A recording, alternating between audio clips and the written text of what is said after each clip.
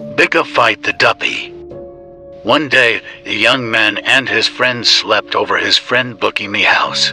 Bookie lived with his brother Bigga. The two brothers lived by themselves in a food for the poor house on Alexander Road, Kingston 13.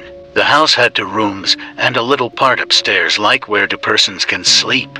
You can't stand up there, just sleep, so about 7 to 8 of them as boys were in the house. Some sleep on the top where you can lay down, and some of them were in the living room on the settee. Bigga and Bookie was in their own rooms sleeping in the 2 to 3 o'clock a.m. bells. When they heard Bigga room mashing up and lots of tumbling, they all woke up and turned on the lights. When Bigga opened his door, Hello, Jamaican True the dresser glass and the things on the dresser were broken. Bigga looked like he had been to war. His room was ransacked. He said he was sleeping, and a Duppy in his ears all along saying, "I bet me make you come out, yeah. I bet me hurt you."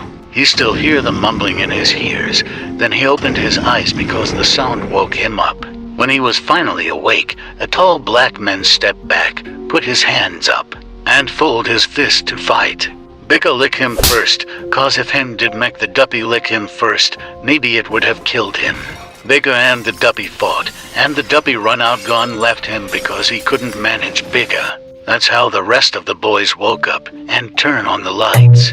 Check out the playlist below for more.